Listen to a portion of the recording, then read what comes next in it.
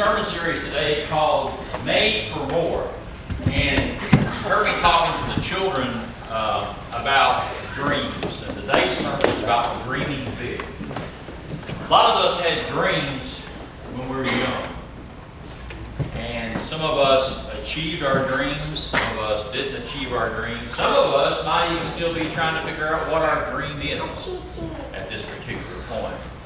And I can relate to all that because I had a dream when I was young. My entire young life, I said that I was going to be a police officer and I was going to live on a houseboat at Paris Landing, and I was never getting married or having kids.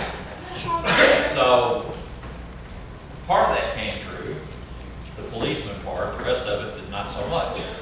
But we're talking about being made for more.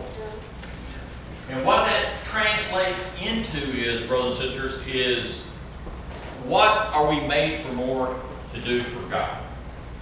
And we have dreams, and I had my first call to ministry when I was 8 years old. And I will never forget that day. I was sitting in the back of the pew, in the back of the church, like a good Methodist, and I saw myself standing up there preaching in the front. And I was 8, and I went home, and my parents was not very Christian. They didn't go to church at that time. And I went home, and I tried to tell my mother what I had experienced, and she just kind of dismissed it offhand. And so I kind of dismissed it as well. But I can't help but think about, as I have gone through 59 years of this world now, I can't help but think about how different my life would have been, how much more enriched my life would have been if I had listened to God from the jump start when I was 8 and had focused my life around Jesus instead of focusing my life around the world. Because make no mistake about it, I wasted all of my teen years, I wasted all of my 20s, I wasted most of my 30s chasing after things that didn't really matter. Solomon, who was the wisest and the richest man who has ever lived as human, finally figured out that all the money in the world and all the things in the world and all the wisdom in the world and all the worldly pleasures cannot compare to the peace that we get through Jesus Christ. So we're going to dream big today. If you're a young person sitting here, dream big. Nothing can stop you from achieving what you want. And we're going to talk about us older folks about dreaming as well.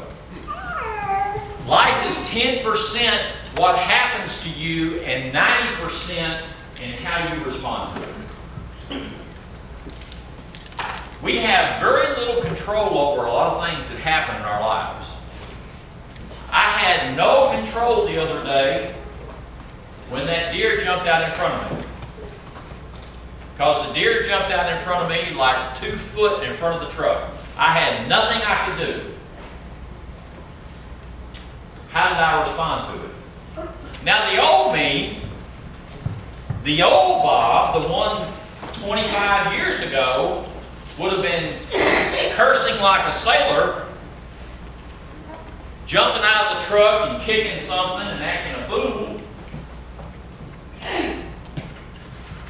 The new me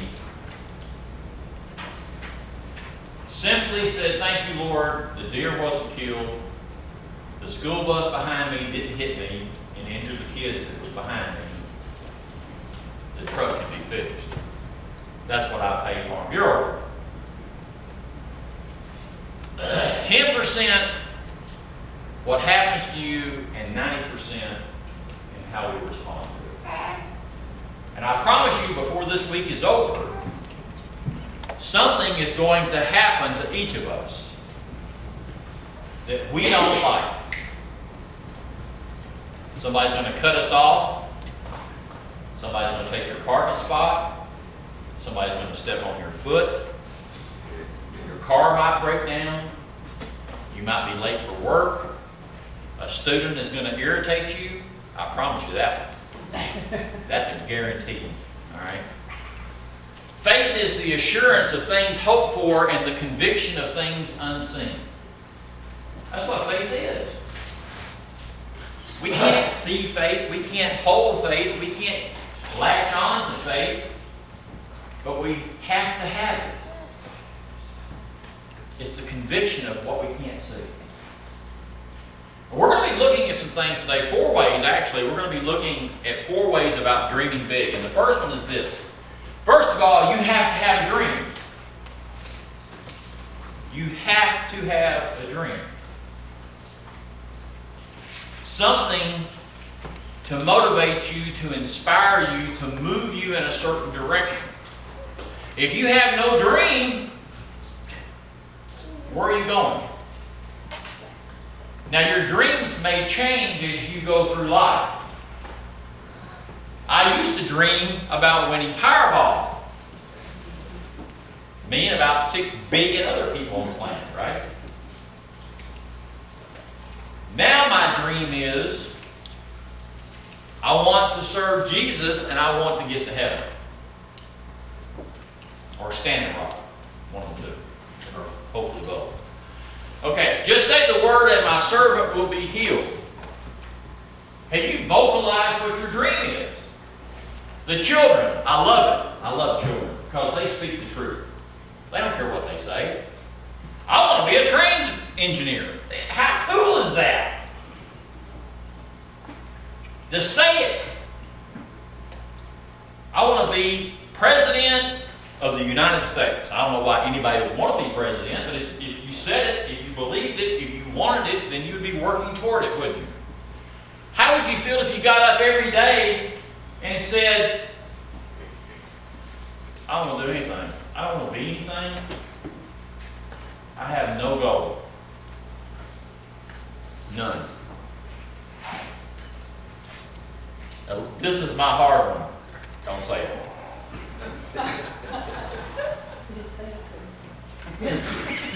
I say cheesecake. Eliminate bad thinking. Yes, I have bad thinking from time to time. I am a pessimist from time to time. Don't say 100% of the time. It's not true. That's what she was thinking. No, because she makes you say something positive. But at least I didn't go skating. Okay? I can do all things through Christ who gives me strength. Exactly what I told the children. There's no dream too big if we lock ourselves in on it. And a lot of times, brothers and sisters, we lock ourselves in on a dream, and guess what? We give up. We quit. We quit. That's never going to happen. Bad thinking. It's never going to happen. My daddy used to have a saying all the time. He used to say this, and maybe your daddy told you this too when you was growing up. Can't do anything. Bad thinking. If you think it's not going to happen, it's not going to happen. I love an optimist. I'm not an optimist, okay? I admit it. I'm not an optimist. I wish I was an optimist. As a matter of fact, I love people who are optimists, but after a while, they get on my nerves. Don't they? The people who are so bubbly and positive all the time, they just, I love them, but they drive me crazy. Yeah, I'm talking about you. I know. Okay. Fix your thoughts on what is true, honorable, right, pure, and excellent, it says in Philippians. What does that mean? What does it mean to fix our thoughts on what is true, honorable, right, pure, and excellent? Focus our attention on God. Jesus Christ. I can do all things through Christ who strengthens me. I can do nothing without Jesus. You understand? I can do nothing without Christ. He is my rock. He is my foundation. Everything is built on Him. If it is pleasing to God, if it is honorable to God, if it is pure and righteous, God will bless it. Amen. If it's not built on the foundation of Jesus Christ, if it's not honorable to God, if it's not pleasing in God's sight, He is not, will not, shall not, in any case, bless it. So if you're chasing a dream that is not pleasing to God, or is not bringing glory to God in some fashion, He may not, probably won't, bless that.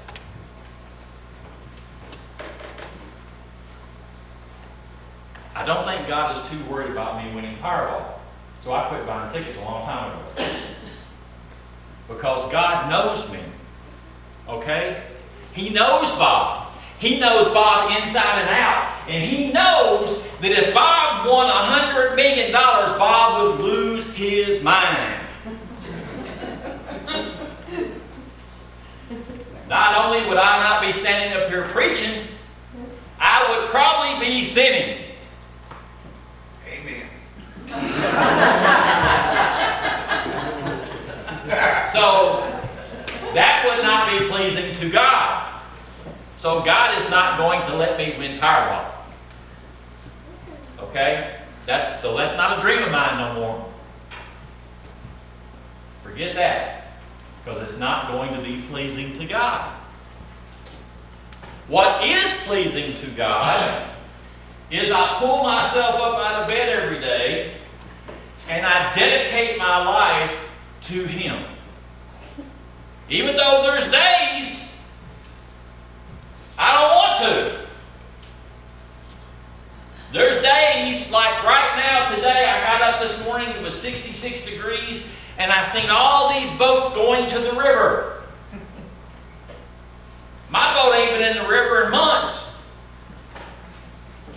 And I'm thinking, okay, Lord,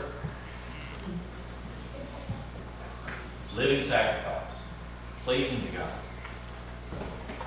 Besides, there's going to be unlimited fishing in heaven anyway. Get going! What is your dream? What are you waiting for? What's stopping you from achieving your dreams? We've established that it is pleasing to God. Being a doctor is pleasing to God. Most everything that we do in this world can be pleasing to God as long as we're using it for Him. To glorify Him in some way. To reach people for Him.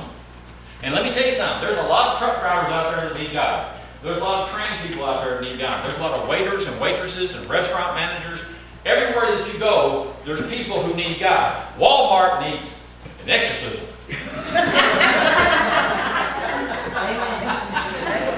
We're going to go anoint that bad boy. I'm telling you. You go in there and see some of them people, it is scary. Especially if you go in there about 3 o'clock in the morning. I went in there the other morning, I pulled my cross out. Hey, to reach your destiny, you can't skip the preparation of learning, training, and experience. Preparation is the prerequisite for greatness, T.D. Jakes. I don't agree with some of the things T.D. Jakes says, but I agree with this. You have to prepare yourself for your dream. You want to be a doctor, you got to go to school. You got to learn. I never will forget when I became a pastor in the Methodist Church, I was ordained in the Baptist Church first. And in the Baptist Church, to be ordained in the Baptist Church, the church comes up and they lay hands on you and they pray and they ordain you, and that's it. In the Methodist Church, when I came to the Methodist Church, they had this thing called Course of Study, where I had to go to college for 5 years. and read books and write papers. And I don't like school. Let me be clear about that. I didn't like school when I was in school. I for sure, at 38, 39, and 40 something years old, wanted to go back to college. I didn't want to go. You like school, Olivia, don't you? Right? I don't like school. Okay? They told me I had to go write all these papers and do all these college courses, and it was, I almost walked away. Matter of fact, honest to goodness story, my first day at Emory University in Atlanta, Georgia, my very first day, my very first class, we had to write papers and read books and send them into the school before we got there so they could grade all that stuff beforehand.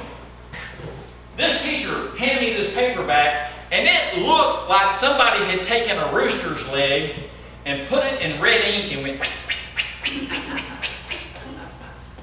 I'm telling you, the redneck from Standing Rock came out. I went back to the room, walked out of the class, went back to the room, and was packing my suitcase. I was out of there. Randy Mutter, one of my best friends, who came over here and did Moses for us, stopped me from leaving. Or I wouldn't be standing here today. And I got through it. But I really had to bite my tongue. Because them people down there were so far away from Scripture, and they were so far away from what I believe to be what is right, that I just had to, it wasn't good. But anyway, beware of the lollipop of mediocrity. One lick and you will suck forever.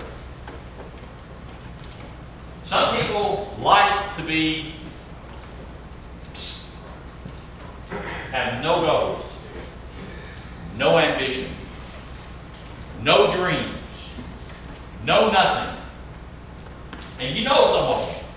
I promise you, you know people in this community right now, generation after generation after generation after generation, who've never had a dream, who have never pursued a dream.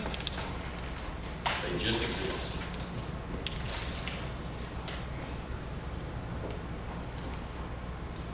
And the last one is this: don't stop dreaming. Now I want to highlight this one for a couple minutes. You young folks, I'm here to tell you, the world is your stage. There's nothing you can't do. Dream as big as you want to. Go after that dream. Don't let nothing get in your way. Do whatever it takes to achieve your dreams, and never stop dreaming. Because I'm here to tell you right now, for us adults, for us who have had families, for us who have raised children, many of us quit dreaming a long time ago. We stopped. There's a point in time in our lives where we were standing in the kitchen washing dishes, looking out the window, or we were folding clothes in the laundry room, or we were running the vacuum cleaner, or we were working under the hood of a truck trying to fix our broken down cars, or we were doing something when we come to the realization, this is all that there's going to be. This is it. My hopes, my dreams are gone. And if you let yourself fall into that mindset, that's what it will be. That's where you have to shift your focus to a different dream sometimes. But I want you to hear this. Moms, dads, I want you to hear this. I want you to really hear what I'm fixing to say. Your greatest accomplishment may not be what you do, but who you raise. You understand? All that time and effort and energy and love that you put into those children, that child might be an engineer or a doctor that cures cancer or the president of the United States or somebody who brings about world peace. Building those children in the image of Jesus Christ, putting them firmly on the foundation that really matters, could be the difference that transforms the world. Jesus transformed the world with 12 people.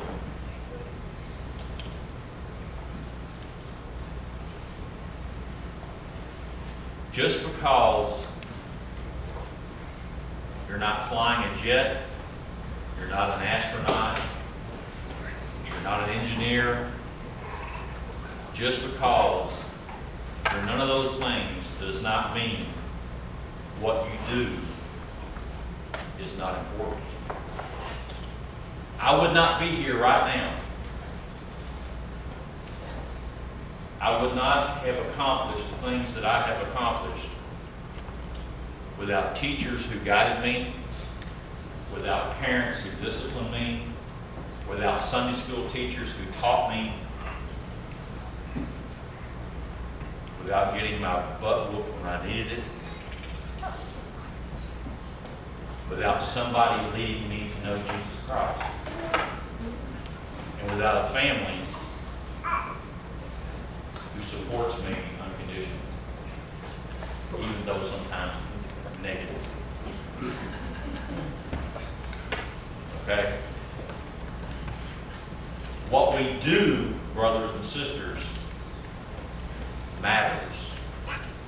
As long as we keep it in perspective that we build our dreams, our hopes, our faith, our love, and everything that we have, first and foremost, on the center around Jesus Christ.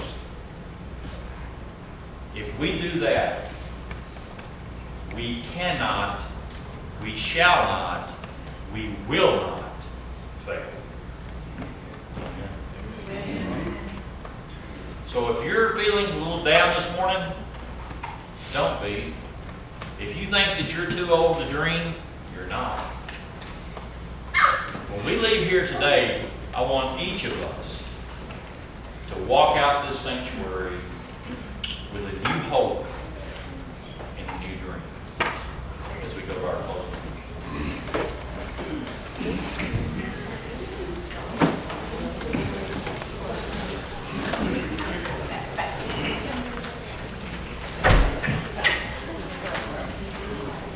Y'all would please stand to turn to number 419.